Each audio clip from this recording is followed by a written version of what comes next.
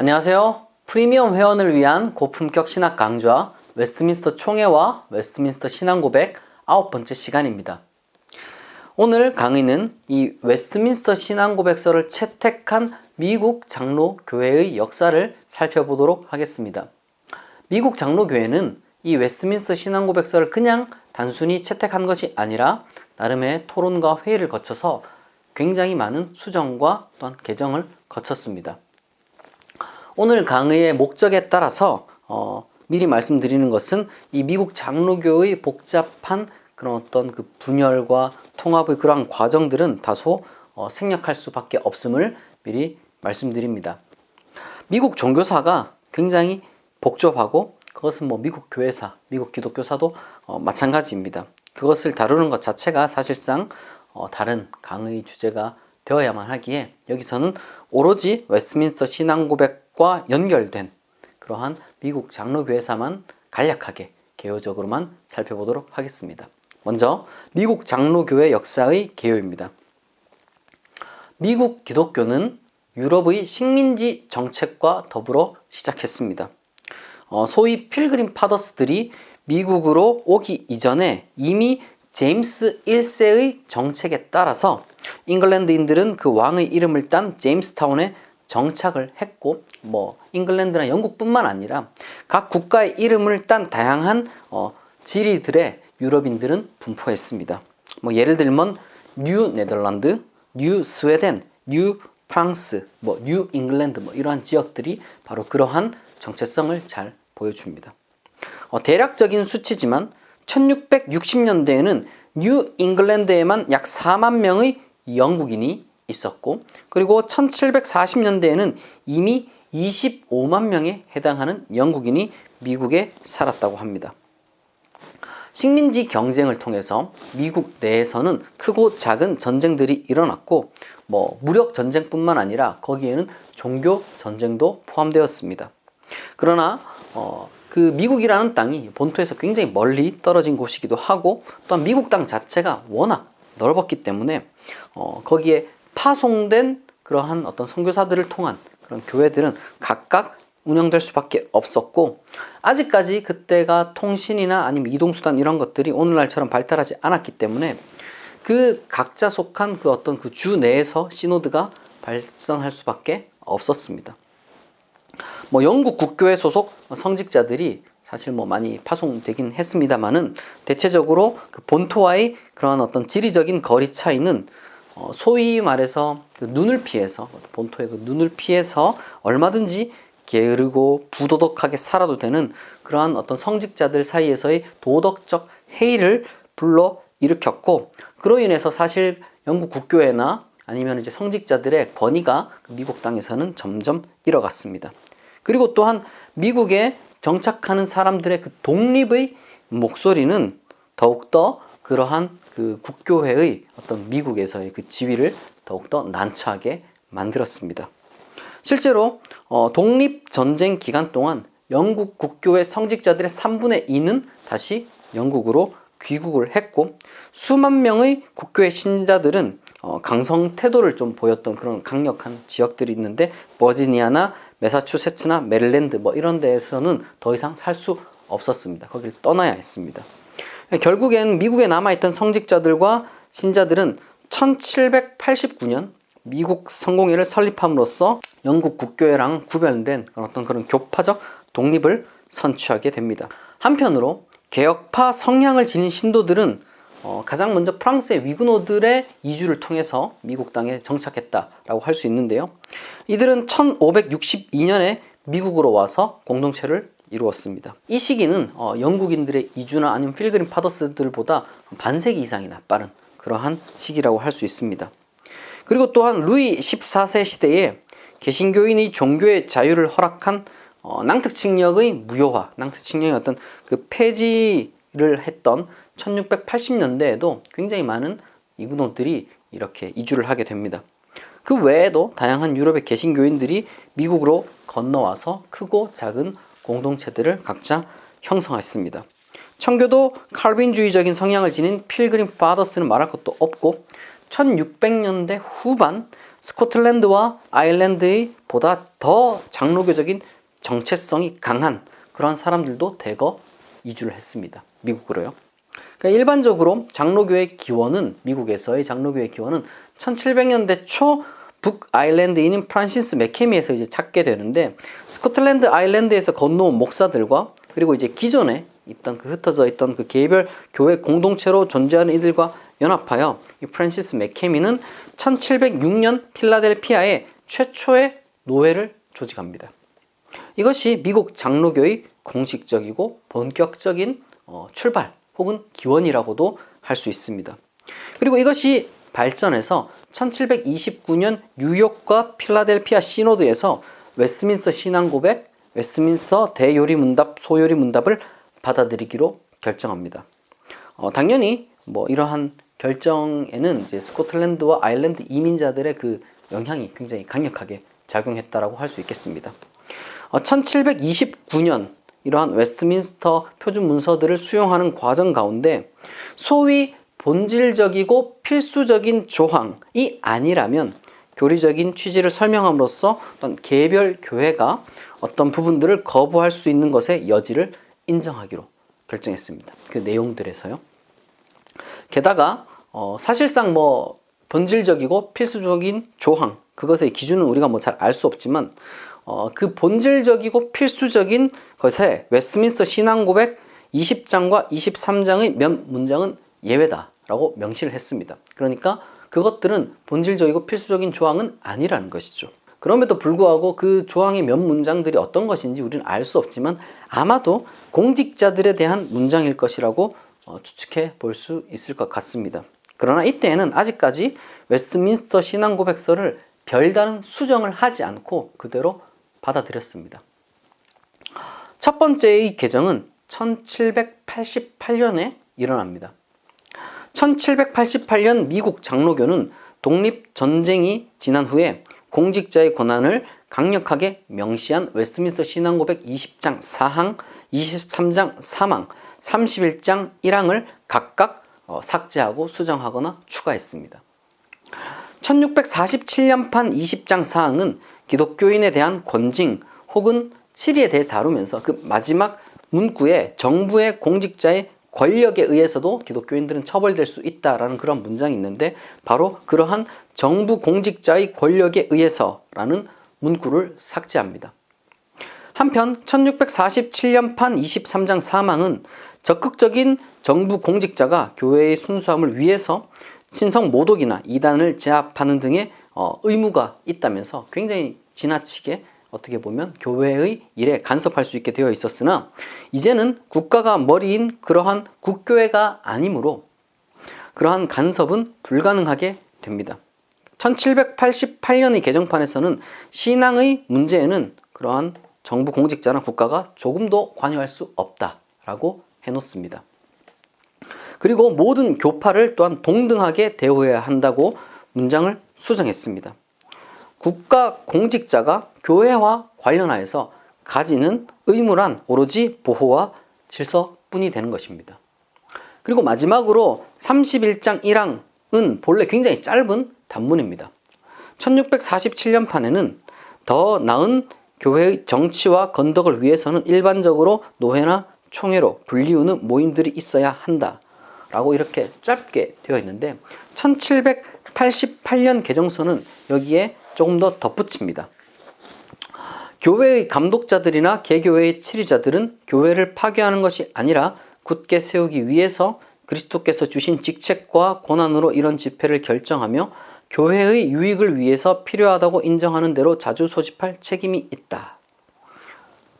이러한 소집 권한은 1647년판에 보면은 2항에 해당하는 내용으로 본래 국가 공직자 혹은 국가 위정자의 고유 권한이며, 오로지 비상시에만, 말하자면 어떤 교회를 적대시하는 사람이 나라에 큰 일을 맡게 되었을 때, 국가 공직자가 되었을 때 그때만 비상시에만 교회가 소집을 할 수 있다라고 되어 있었습니다. 하지만 1788년에서는 이러한 국교회적인 항목 전체를 삭제해버렸습니다. 그래서 실제로 1647년판 웨스트민스터 신앙고백서 31장은 총 5항목이지만 1788년에서는 그러한 문장을 아예 그냥 삭제하고 후대에 그 부분을 이제 추가하는 방식으로 해서 4항밖에 없습니다. 이러한 개정을 통해서 18세기 미국 장로교는 17세기 그 신앙고백서에 있는 에라스투스주의적인 성격을 완전히 지웠습니다. 그러나 교리에 대해서는 거의 아무런 수정을 하지 않은 그러한 웨스트민스터 신앙고백서의 신학을 그대로 이었다라고 할 수 있겠습니다. 그리고 또 한 번의 중요한 개정은 1887년의 개정인데 이것은 사실 굉장히 간단합니다. 1887년의 개정은 결혼 금지 조항에 있어서 남편 혹은 아내의 가족과의 결혼에 대한 금지입니다. 이 삭제에 대해서는 제가 이전 강의에 대해서 논한 바가 있습니다. 이것도 역시 교리와는 전혀 상관없는 이것은 관습에 대한 그러한 문제를 다룬 것이라고 할 수 있겠습니다. 가장 중요한 개정은 1903년의 개정이라고 할 수 있겠습니다. 미국에서는 독립전쟁 이후 남북전쟁을 또 치루었고 이로 인해서 미국 장로교도 북장로교와 남장로교로 크게 나뉘게 됩니다. 그리고 1887년의 그러한 개정과는 별개로 본격적인 신학적 논쟁이 시작되었는데 웨스트민스터 신앙고백서 개정 자체가 이루어진 것은 1903년이긴 하지만 그 이전부터 신학적 논쟁은 조금 더 길게 있었다고 할 수 있겠습니다. 우선 그 개정에 대한 어떻게 보면 그 신학 논쟁에 대한 역사에 대해서 간략하게 여러분들에게 소개를 해드리도록 하겠습니다. 미국 북장로교의 몇몇 노회에서 미국 신학자들의 의견에 따라 소위 웨스트민스터 신앙고백서를 시대에 맞추어서 개정해야 된다는 의견이 이제 나오기 시작했습니다. 이러한 의견을 밝힌 사람 중 대표적인 신학자가 바로 교회사가 필립 샤프 그리고 성서학자 찰스 브릭스입니다. 브릭스의 발표를 실제로 들어보면 단순히 납득하기 어려운 교리적인 이유뿐만 아니라 현실적으로도 대다수의 미국과 어떤 그 영국인이 그 웨스트민스터 신앙고백의 신학과 교리를 고수하지 않는다라고 주장을 했습니다.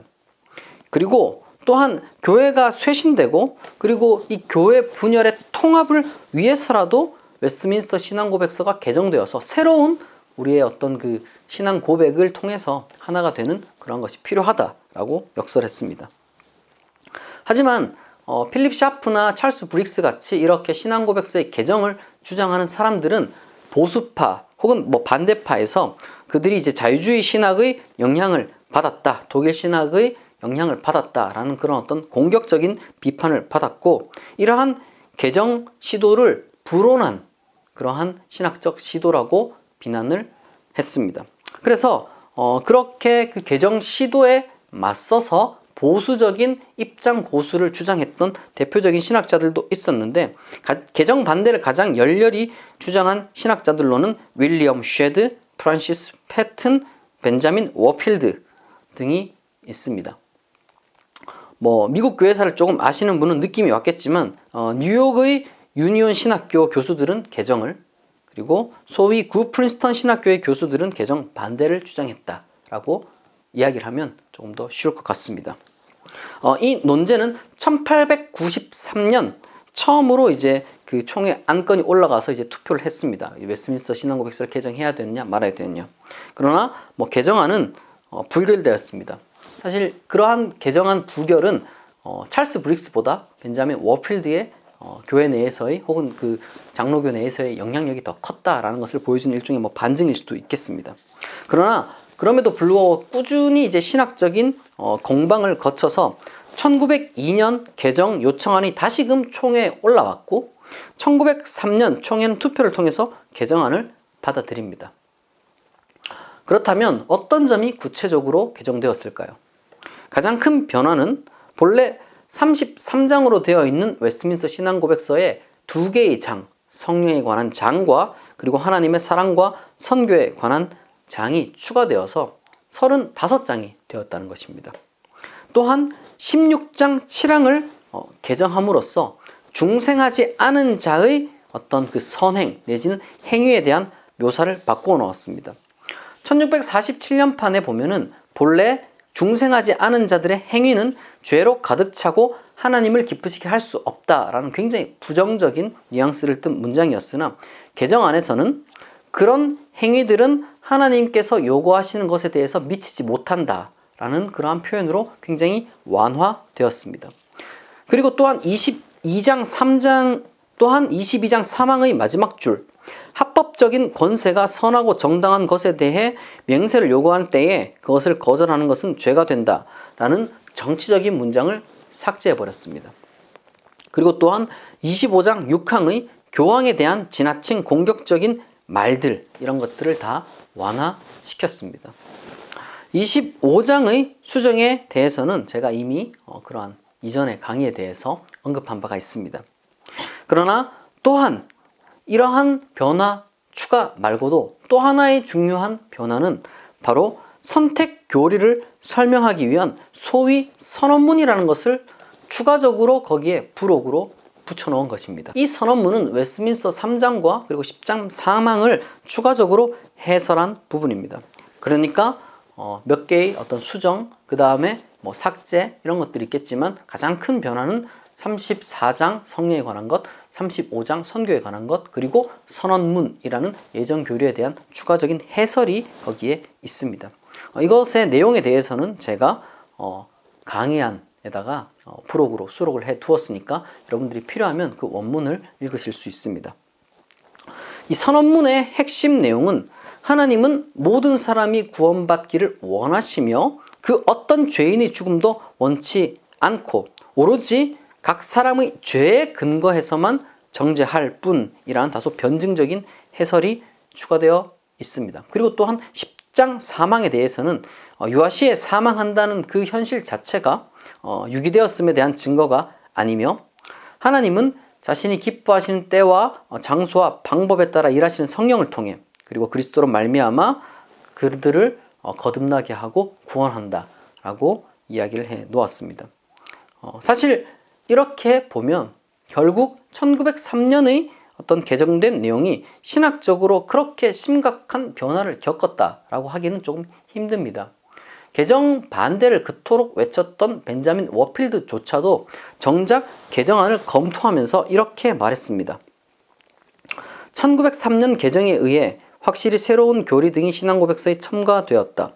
이 새로운 교리들은 선하고 건전하며 칼빈주의적인 진정한 교리들이다. 이것은 칼빈주의 체계의 진술 속에 위치하고 있다. 이 교리들은 오로지 그것을 보다 더 완전한 것으로 발전시키는데 이것은 칼빈주의 체계나 그 안에 내포되어 있는 교리들을 개정하려는 의미는 아니다. 흥미로운 것은 바로 이 1903년이 개정 후에 그리고 2차 대각성 운동 시기 1810년 소위 알미니우스 신학을 쫓아서 미국 장로교에서 나가서 컴버랜드 장로교로 독립해 있던 교단과 1906년에 사실상 이제 연합을 하게 된다는 것입니다. 바로 이 웨스트민스터 신앙고백서를 받아들임으로써요. 사실상 컴버랜드 장로교의 거의 일부 목사 빼고는 거의 대부분이 이제 미국 북장로교로 넘어갔습니다. 그리고 이후에 각각의 장로 교단들이 20세기에 있어났던 그런 분열살은 굉장히 이제 복잡한데 어쨌거나 각각 나름대로 웨스트민스터 신앙고백을 수용하고 개정하는 과정을 어느 정도는 포함합니다. 하지만 여기서 끝이 아닙니다. 1967년 당대의 미국 연합 장로교회의 새로운 신앙고백서가 작성된 것에 대해서도 언급해야 될 것 같습니다. 왜냐하면 그것이 또한 한국교회와 굉장히 밀접한 연결을 갖고 있기 때문입니다. 1967년 미국 연합 장로교회가 작성한 그 신앙 고백은 일반적으로 칼 바트나 에밀 브룬너와 같이 동시대의 스위스 신학자들, 소위 신정통주의 신학자들에게서 지대한 영향을 받은 것으로 알려져 있습니다. 이것을 1967년의 신앙고백서 내지는 미국 장로교 신앙고백서라고 부르기도 합니다. 한국교회에서는 통합교단과 기장교단이 바로 이 1967년의 신앙고백서를 굉장히 중요하게 생각했습니다. 이 1967년 미국 장로교 신앙고백서를 또한 전부 설명하기에는 너무 많은 이야기를 해야 되기 때문에 이것도 역시 제가 강의 안에 원문을 부록으로 첨부해 두었습니다. 필요하신 분들은 그것을 참고해 주시면 됩니다. 이 신앙고백서를 둘러싼 두 가지 논쟁을 소개하면은 여러분들에게 이 신앙고백서가 어떤 의의를 갖는지 어느 정도 이제 도움이 될 거라고 생각을 합니다. 두 가지 논쟁이 뭐냐면은 첫 번째는 성경관 논쟁입니다. 코르넬리우스 반틸이라는 신학자는 이 1967년의 신앙 고백이 성경관을 완전히 변개시켰다라고 비난했습니다. 이 신앙 고백서는 성경도 하나님의 말씀이고 예수 그리스도도 성육신한 하나님의 말씀이라고 고백하며, 소위 바르트의 신학을 따라서 유일무이한 무오류한 계시의 원천은 예수 그리스도고 성경은 바로 그 그리스도에 대한 유일하고 권위 있는 증언이라고 또한 설명합니다. 이러한 표현은 반티를 비롯한 몇몇 보수적인 신학자들에 의해 굉장히 강렬한 공격을 받게 되었습니다. 그리고 또 다른 논쟁은 기독론, 구원론 논쟁입니다.